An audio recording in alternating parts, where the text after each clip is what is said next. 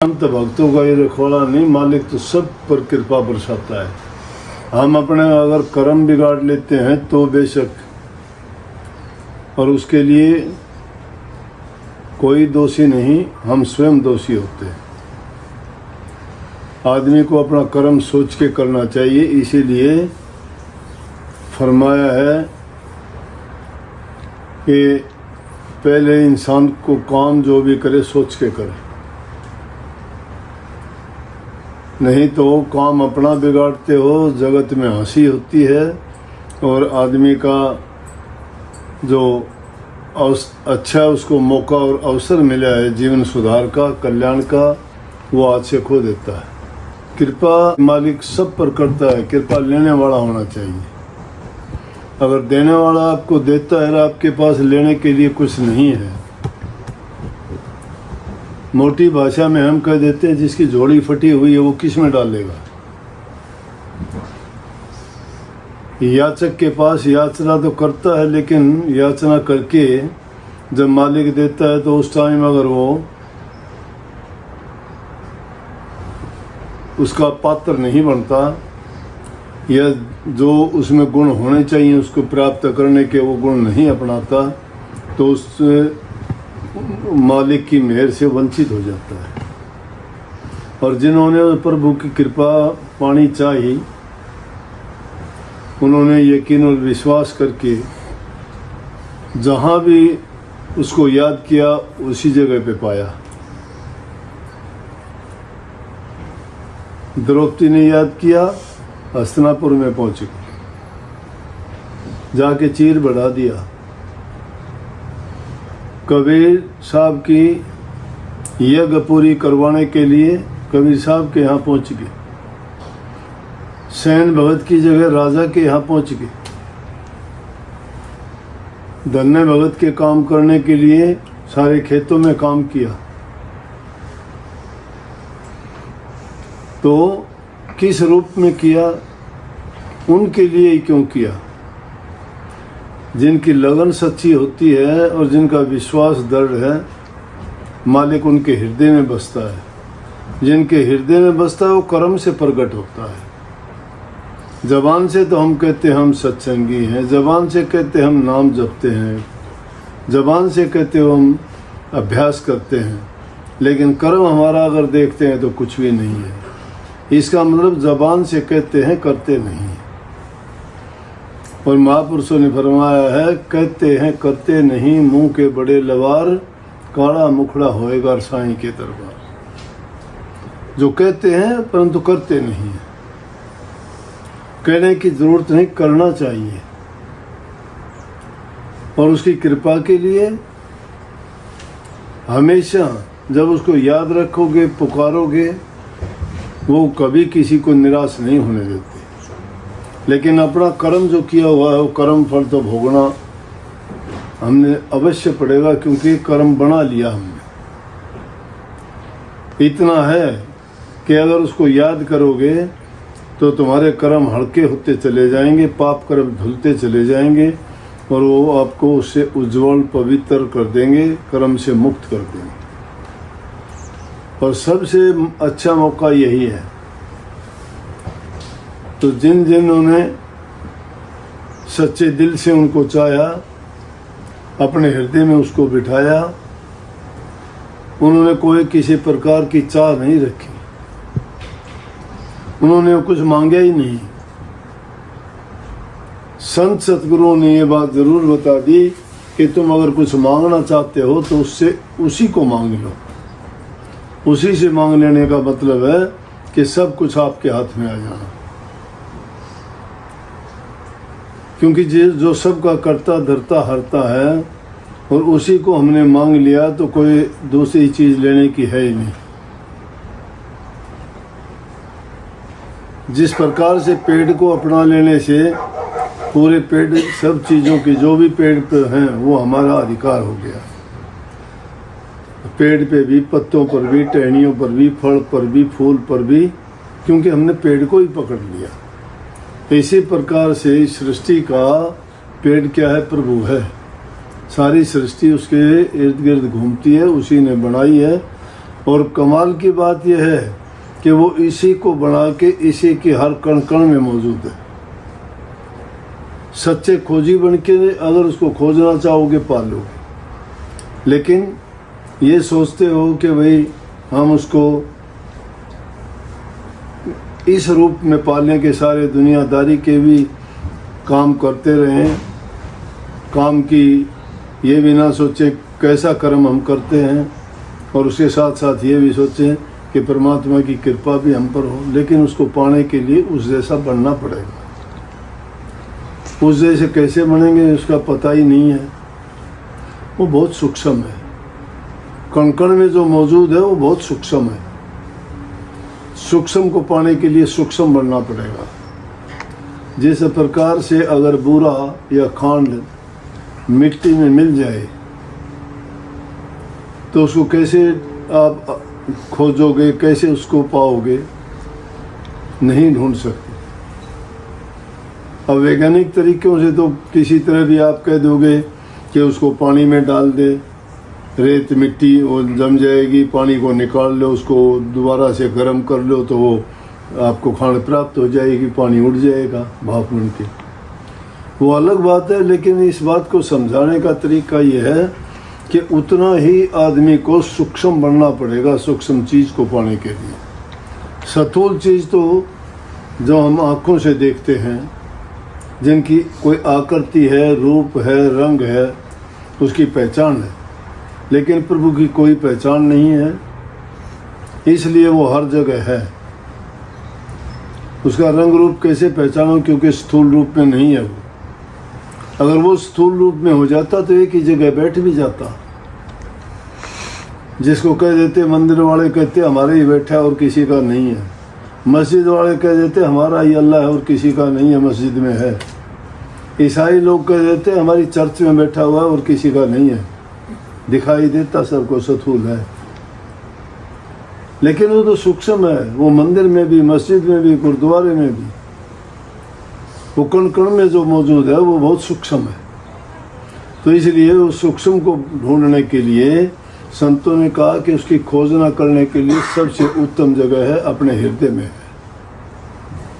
अपने आप में खोजो उसको।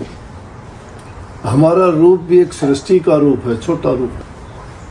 जो बाहर से देखते हैं ये बड़ी सृष्टि हमें नजर आती है, लेकिन अंतर में अपने खोज करोगे, परमात्मा ने उस सृष्टि का छोटा नमूना इंसान का शरीर बनाया है। पूरी सृष्टि की रचना में 5 तत्व और 3 गुण हैं, और इंसान के शरीर में भी 5 तत्व 3 गुण हैं मौजूद। उनमें जो जो रचना की गई है वो सारी रचना हमारे अंदर में है। किसी भी धर्म, पंथ, मजहब में अगर उनके साहित्य को, किताबों को, उनके धार्मिक ग्रंथों को खोजोगे तो सब ने इशारा यही किया है कि उसको अंदर में खोजो, अंदर में बैठा हुआ, बाहर जाने की जरूरत ही नहीं है। नानक साहब ने कहा मन मंदिर तन भेष कलंदर घटी तीर्थ नावा, एक शब्द मेरे हृदय बसत है बहुत जन्म नहीं आवा। मन मंदिर है और वो शक्ति इसके अंदर बैठी हुई है। लखमा माली है, कहता है तेरा तुझमाई देख ले, पर्दा है प्रगट बोल, कि तेरा तुझमें छुपा हुआ है, लेकिन उसको खोज। अगर तुम प्याज को कोई चीज़ मान के सोचो कि प्याज के अंदर कोई चीज़ होगी, उसके छिलके उतारते चले जाओ, उतारते चले जाओ, अंदर में कुछ नहीं मिलेगा, छिलके ही छिलके लगे हुए थे। छिलके भी छिलका चढ़ा हुआ है। प्रकृति का नमूना यही है, वो भी इसी तरह से बनी हुई है। कहाँ खोजोगे उसको? इन छिलकों को फाड़ने से कुछ नहीं मिलेगा, लेकिन उनके अंदर में जो समाया हुआ है उसको अगर खोजोगे, उसके लिए संतों ने बताया कि अंतर्मुख होके अभ्यास करो। और वो उसका ज्ञान कहाँ से मिलेगा? संतों से मिलेगा। संत तुम्हें सहज में बता देंगे वो रास्ता, करनी पड़ेगी। उसके जो नियम हैं उनकी हमें जो बताए जाते हैं, उन नियमों के अनुसार भजन, अभ्यास और साधन करना पड़ेगा। और उसके 3 ही तरीके हैं। संत मत को ऊंचा इसीलिए माना गया है कि अपने अंतर में उस नाम का सुमन करते हुए ध्यान, और ध्यान से शब्द का सुनना, क्योंकि शब्द से सब कुछ प्रकट हुआ है। लोग उसको परमात्मा भगवान कह देते हैं, राम कह देते हैं, अल्लाह कह देते हैं, गॉड कह देते हैं, खुदा कह, अनजान है, अज्ञान है। लेकिन सारी सृष्टि की रचना तो शब्द से हुई है और उसका इशारा सब ग्रंथों में लिखा भी है। नानक साहब ने लिखा है ग्रंथ साहब में, शब्द ही धरती, शब्द आकाश, शब्द ही शब्द भया प्रकाश, सगड़ी सृष्टि शब्द के पाछे, नानक शब्द घटे घटाचे। स्वामी जी महाराज ने लिखा है, शब्द ने रची त्रिलोक की सारी, के 3 लोक सारे के सारे शब्द ने रचे। शब्द प्रगट जब धरिया नाम, शब्द गुप्त जब रहा अनाम। जब ये शब्द प्रगट हुआ तभी तो नाम रखे गए। शब्द गुप्त था तो अनाम था, उसको कोई नाम था ही नहीं। नाम तभी रखे गए कोई चीज प्रगट हुई, गुप्त रही तब तक नाम नहीं थे। इसीलिए कही स्वामी जी महाराज ने, कलयुग में स्वामी दया विचारी प्रगट करके शब्द को कही। उससे पहले गौण था ये नाम, ये शब्द प्रगट नहीं था। कलयुग में उस शब्द को प्रगट करके बता दिया। इसीलिए उस शब्द को प्रगट करके उस शब्द की खोजना करने के लिए ही तो बोला। अब इतना भी अच्छा है जो आदमी कुछ नहीं जानता है, जिसको भेद नहीं है, वो तो कहता है कि भाई मैं अभ्यास करता हूँ। बहुत लोगों को देखा कहते मेडिटेशन करता हूँ। क्या मेडिटेशन करते हो भाई? देखा देखी कि आंख बंद करके बैठ जाते हैं कि ध्यान लगाता हूँ। ध्यान लगाते किस चीज़ का? तुम्हारे सामने कोई आदर्श नहीं है, मन को, वृत्तियों को रोकने के लिए कोई ठिकाना नहीं है। किस चीज़ में मन को लगाओगे, कहाँ वृत्ति लगाओगे? इसलिए संतों ने कहा कि जिससे तुम्हें ज्ञान मिलता है, जिससे तुम्हें ये रास्ता बताया है शब्द भक्ति करने का, और उस शब्द की भक्ति करने से पहले आदमी को सेवा भक्ति, प्रेम भक्ति, ये जब तक नहीं आती हैं, नाम भक्ति का बाद में आता है। सेवा भक्ति है घर से ही, बूढ़े बुजुर्ग की, माँ बाप की, पर हित भी है, पर उपकार भी है, और उनसे प्रेम पैदा होता है, दया पैदा होती है। जिसके हृदय में दया है, प्रेम है, वही शब्द की भक्ति करने के लायक होता है।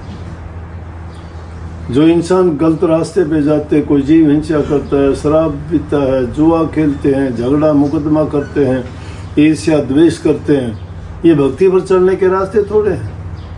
नाम तो लेते हैं भक्ति का। काफ़ी आदमी मिले मेरे को, मिलते रहते सब प्रकार के लोग हैं दुनिया में। देखा देखी ले लेते हैं, नाम भी ले लेते हैं, चले भी जाते हैं, करनी नहीं करते, किताबों में खोजते हैं, बातों में ढूंढते, नहीं मिलता। बातों में, किताबों में नहीं, तो किताब और ये जो बातें लिखी गई ये तो संतों ने लिखी हैं। जो शब्द है वास्तव में वो लिखने पढ़ने में नहीं आता, वो धुनात्मक है, वर्णात्मक नहीं है। इनका तो वर्णन कर देंगे। वर्णात्मक से क्या मिलेगा? पहचान है वो तो, लेकिन जब तक धुनात्मक में नहीं पहुंचते तब तक खाली हैं।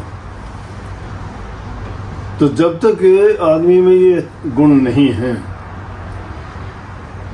दया नहीं है, प्रेम नहीं है, धैर्य नहीं है, संयम नहीं है, तप नहीं है, त्याग नहीं है, साधना कहाँ से करेगा? चतुराई है, चालाकी है, झूठ है, कपट है, बेईमानी है, हेरा फेरी है। उस रास्ते पे चलने से पहले तो आदमी को अपना खान पान, बैठना उठना, संगति, रहन सहन, हर चीज़ को सुधारना पड़ेगा। क्योंकि जिस दुनिया में हम रहते हैं ये सब माया का खेल है, और माया यहाँ पर नए नए ऐसे खेल करती है जैसे जीव भरम जाता है। जो माया में फंस जाता है वो इन आँखों से देखने वाली चीज़ों से उनको देख के भूल जाता है, पर्दा आ जाता है बुद्धि पर, उसका विवेक खो जाता है, उसको याद नहीं रहता मैं क्यों आया था, क्या करना है, ये बातें नहीं विचारता। इंसान इसलिए नहीं आया कि दुनिया के रास रंग ये मनोविनोद की चीज़ें जितनी हैं, नाचना कूदना खेलना हंसना बोलना, इसका मतलब ये नहीं है कि हम उनको बंद भी कर दें, नहीं। ज़रूरत के मुताबिक संतों ने छूट की है कि ज़रूरत के मुताबिक अगर हम कोई भी काम करते हैं जिससे किसी के रास्ते में बाधा नहीं हो, किसी के दिल को पीड़ा ना हो, किसी का किसी प्रकार से अधिकारों का हनन ना हो, किसी को दुख ना हो, अपने लिए जो कार्य करते हैं ज़रूरत के मुताबिक करते हैं, जिससे वो हमारे लिए उलझन पैदा ना हो, हमें बांधने वाला ना हो, हमारी आदत को बिगाड़ने वाला ना हो, वो काम करने में कोई दोष नहीं।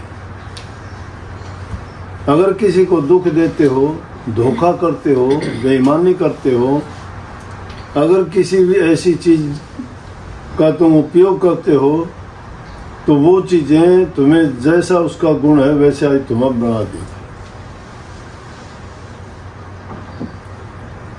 अच्छे आदमियों का संग करोगे तुम्हें अच्छे बना देंगे, दुष्टों का संग करोगे वो भरमा देंगे तुम्हें बड़ी बुरी खोटी मंदी निंदा की बात करके। संतों और भक्तों का संग करने से तुम्हारे मन में शांति आएगी, बुराइयां छूट जाएंगी, हृदय पवित्र हो जाएगा। शुद्ध आत्मा और पवित्र हृदय जहाँ है वहीं परमात्मा का वास होता है। लेकिन उस शुद्धता के लिए आदमी को शुद्ध खाना, महात्मा बुद्ध ने अष्टांग योग बताया, उन्होंने हर चीज़ के लिए शुद्धि की बताई। सत्य बोलना, शुद्ध खाना, अच्छी संगति, नेक कर्म, परहित, परोपकार, सेवा और प्रेम। जो इन चीज़ों को अपनाता है उसका हृदय इतना पवित्र हो जाता है कि जो परमात्मा में गुण है वो इंसान में भी है। लेकिन इंसान के गुण गौण क्यों होंगे? क्योंकि हम जो चारों तरफ का वातावरण है उसमें देखते हैं सब का सब खेल काल ने रचा है, माया ने रचा है, और वो नहीं चाहते कि ये जीव उसकी दुनिया से जाएं, वो चाहते हैं कि यहीं रहें। ये अपने कर्म करके एक योनि से दूसरी योनि में कर्म फल भोगते रहे। परंतु संतों की शरण में जो जीव चला जाता है, संत उसका जन्म मरण से बंधन मुक्त करवा देते। लेकिन उनकी शर्त यह है कि वो उनके बताए उपदेश, आदेश और जो उनके लिए वो नियम निर्धारित करते हैं उनका पूरा पालन करें। गुरु की बात को मानते नहीं हैं, गुरु को फिर दोष लगाते हैं। गुरु नहीं, इंसान की खुद की कमी है। गुरु वचन माने नहीं, गुरु ही लगावे दोष, उस पापी जीव को मोहे न पावे मोक्ष। गुरु का क्या दोष है? कोई भी गुरु दुनिया में ऐसा नहीं होगा किसी को बुरा करने के लिए कहता हूँ। लेकिन हम क्या करते हैं, नाम गुरु का लेते हैं, कर्म सुधारते ही नहीं। अगर तुम गुरु के ज्ञान को समझते हो और मानते हो तो कबीर साहब कहते, कबीर गुरु सबको चाहे, गुरु को चाहे न कोई। गुरु सबको कैसे चाहता है? गुरु सबको एक जैसा ज्ञान देता है। वो ये थोड़ा किसी को दूसरी बात बताता है, किसी को और किसी को और नहीं, सबके लिए। लेकिन गुरु को चाहे न कोई, गुरु की बात कोई नहीं मानते तो गुरु को कहाँ चाहते हो? जो गुरु की बात को मान लेता है उस जीव का कल्याण हो जाता है। इसलिए संतों ने तो जो भी वचन कहा वो जीव के हित के लिए कहा, जीव के कल्याण के लिए कहा, जीव के सुधार के लिए कहा। और जिन्होंने उन संतों की वाणी को सुन के उनके अनुसार अपने जीवन में काम किए, उन्हीं जीवों का उद्धार और कल्याण हुआ। राधा